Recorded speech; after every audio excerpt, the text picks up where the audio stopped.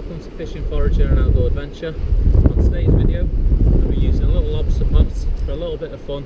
I'm going to be trying to catch a lobster, spider crab or an edible crab, all of which are edible by the way. So what I'm going to do, I'm going to take this cheap simple little lobster pot, they're only about £7 or £8. I'm going to take this and get some old mackerel, stuff that's even, I've mashed it up, I've stood on it a couple of times to really bruise and batter it, make sure everything's hanging out of it, really make it attractive to the crabs so as they can smell it from a mile off. We get all this now, stick it in the little lobster pot, zip it up, couldn't be any easier than that. So with this now, I'm going to put it somewhere where I think I'm going to attract a lobster. So when I'm looking to position this lobster pot, one place I don't want to put it is on a nice sandy beach somewhere. Lobsters live in rocky crevices, rough ground where there's rock pools, there's a lot of kelp, weed, real rough ground where if you're fishing you're probably going to lose a lot of gear. But for these lobsters today, I'm going to be going off this cliff area here. You can see looking around, it's really rugged, really hard landscape.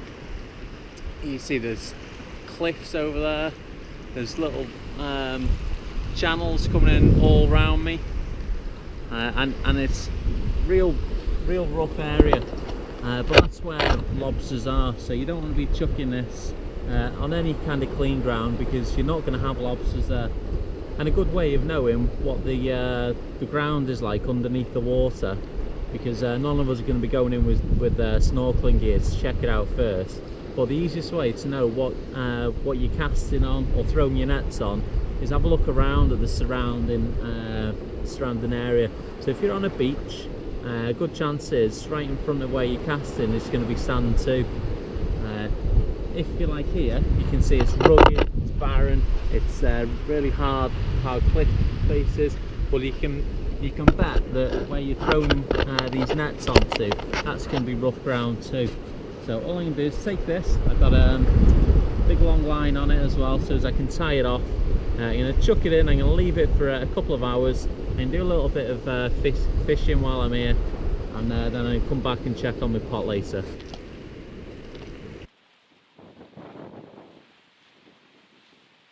Okay, so this pot's been in for a couple of hours now. I've been messing around, having a bit of a fish, caught a few wrasse, caught a few pollock, a few blennies on the light rock fishing gear. I've had a mess around with a little pot and seeing how many, the little drop nets, see how many mini species I can get on that. But now, this is where I was after to see if I get any spider crabs, lobsters, or brown edible crabs.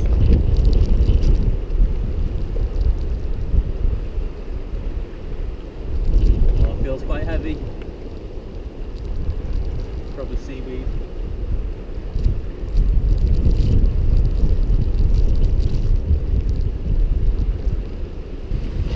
Oh, and that's tea sorted.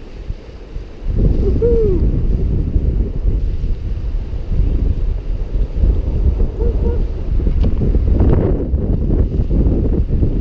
Blue lobsters.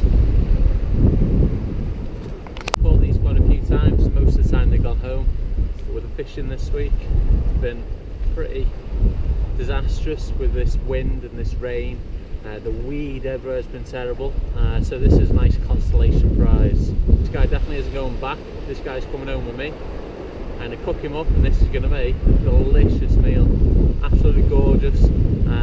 Seen this in a restaurant yesterday, €39.50 for one serving of it. I don't even know how much you get for €39. Maybe it's just half one of these, full one, I don't know. But that's a reasonable sized lobster. He's as fresh as you can get since he's still alive. I'm going to take him home, I'm going to cook him up, and this is going to make the most amazing meal.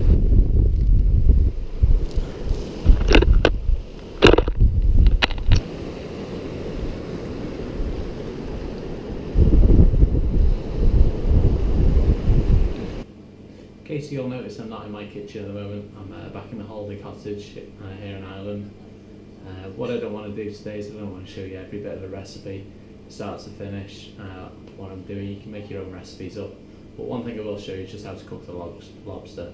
I figured that if you watch my videos, you want to see how you cook wild ingredients, as in the lobster, and you're probably not interested in what I'm doing with sauteed potatoes. So do what you want with your own recipe. I'm just going to show you how to dispatch, how to cook, and how to serve up a lobster.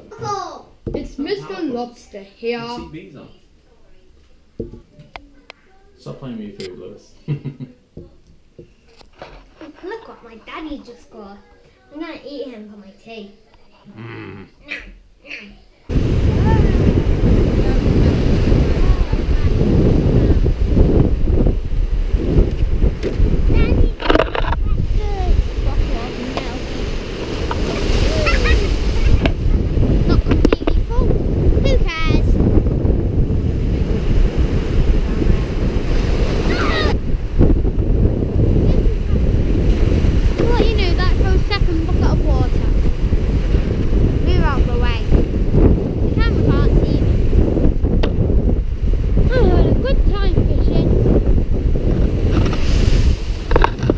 Me go to the sea, get myself soaked, and get myself some big jugs of water. This water is salt water, obviously, so there's no point in getting fresh water and then putting salt to it. So you get fresh seawater, got a couple of cartons there, and use that to boil the lobster in. I've seen loads of different ways that people dispatch their lobsters. Some people freeze them first, some people put them in boiling water. I don't think it really matters to the food, but from an ethical point of view, I think it's right to dispatch of it with a knife before you go boiling it alive. The way to do it is a sharp knife to the back of its head,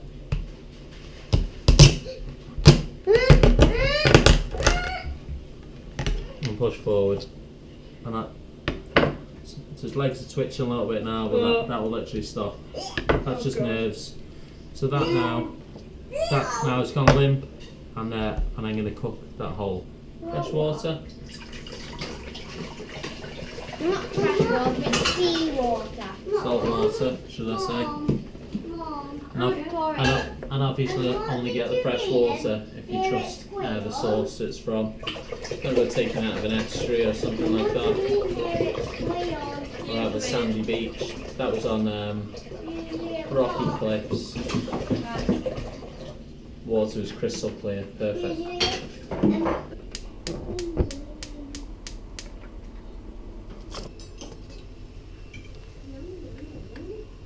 Okay.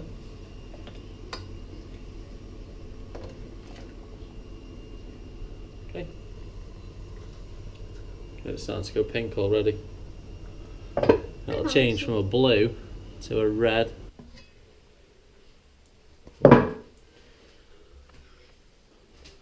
So this has been cooking now for about 15 minutes. I usually do about 10 to 12, but in this holiday home we've got it's on gas bottle, so it's not really been that hot. So you see it's gone from that lovely blue colour to a stunning coral red.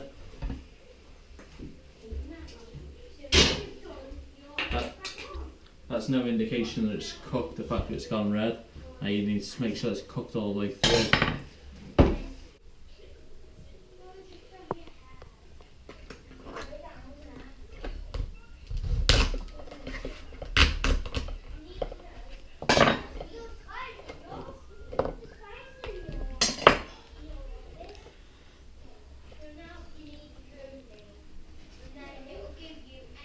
Super hot.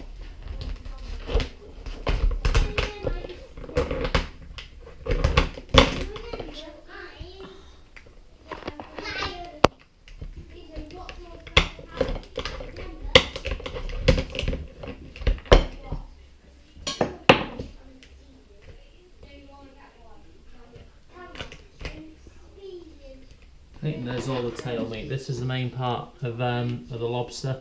It's the tail meat. Just like on a prawn, it's nearly all in the tail section there. Not much meat in any of the body cavity. This is the part, the prize bit there, and the claws. Really hot, and boiling for 15 minutes. So get them off. One claw there, one claw there. All this part, we're not going to be eating anything out of there. That's all body organs and things like that, stuff we don't want to be touching. Inside all these legs, every one of these, is a tiny little bit of meat, but really nothing worth getting. If you crabs and lobsters have all got exoskeletons, which means they shed their shell once a year or twice a year depending on weather conditions, and all the muscles inside and their bone structure is on the outside. They're so thin and spindly, there's really not much worth getting them out. We're going to concentrate on getting all the meat out of these big pieces here. So Mrs. Hammersley's cooked us the rest of our meal that I said won't go into too much, but we got sauteed potatoes with some garlic mayonnaise, which we made, some tomatoes, the onions, garlic and potatoes in there. And to go with that we got the crab meat from the body, a claw each.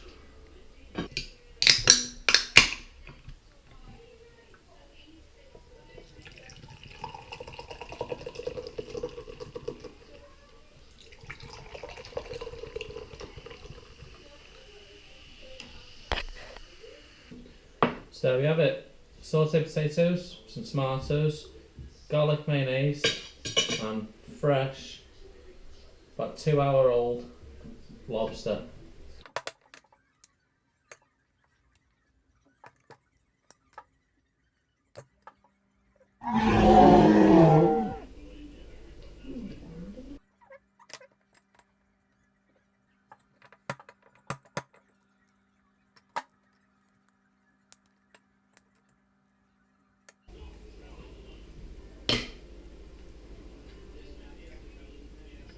Yep.